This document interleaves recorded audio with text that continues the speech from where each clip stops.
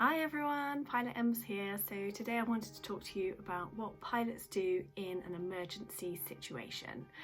So first of all, when we find ourselves in an emergency situation, there are a few things that we need to assess rather quickly, whether it's something that we need to do some vital actions for, and so our vital actions will be from memory. So if it's a situation such as a rejected takeoff, a depressurization, or maybe a fire in the hold, we'll have some vital actions that we need to do immediately to calm the situation down. Once we've carried out our vital actions, then we'll run our checklists, and that could be emergency checklist or quick reference handbook, it might be called sometimes.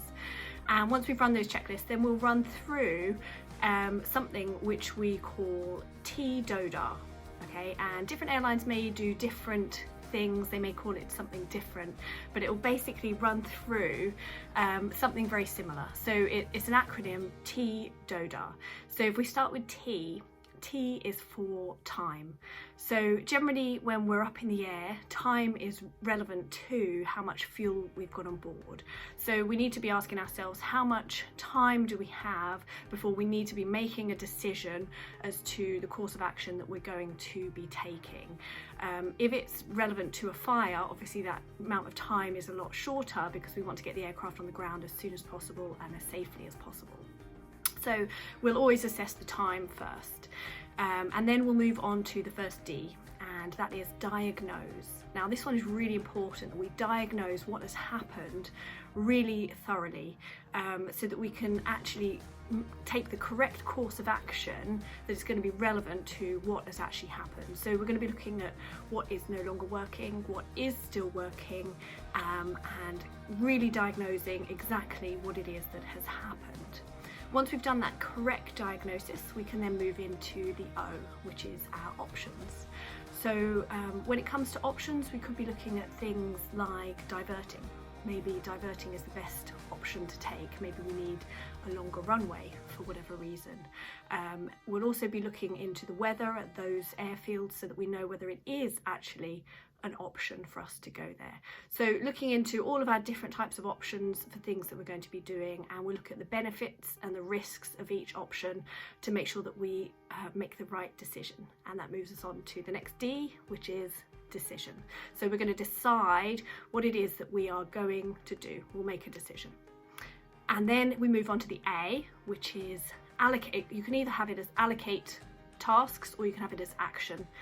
It works both are the same. So we're going to put our plan into action. Whatever we've decided, we're then going to put it into action. So that could be liaising with ATC, speaking to them to let them know what we are doing. It will be liaising with the cabin crew, giving them some form of brief to let them know the decision that we have come to, so that they're aware when we tell our passengers or our customers, however you want to describe them, once we tell them and make a PA to let them know what it is that we're doing, the cabin crew are aware and they can be in the cabin and helping the passengers to understand, or the customers to understand what the situation is and the decision that we've come to. So briefing the crew, briefing the passengers, allocating all of our resources, filling in our FMS, so our flight management system, keeping it up to date if it is that we're going to be diverting.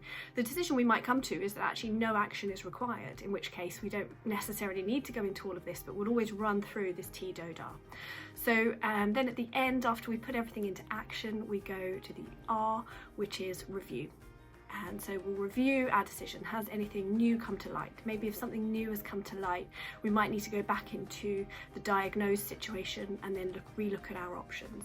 So all of this, although we call it TDODAR, and if you write it down, obviously it's very linear, but it's more of a circle. So we kind of go round and make sure that we've made the right decision, the best course of action for whatever it is that we are faced with. So there you have it. That's what pilots do when we're faced with an emergency situation. So if you've enjoyed this video today, give me some thumbs up. Definitely subscribe to my channel because I'll be releasing lots of videos just like these in the coming weeks. So and share it with your friends as well if you think that they would get value from this. And I'll talk to you all soon. Take care.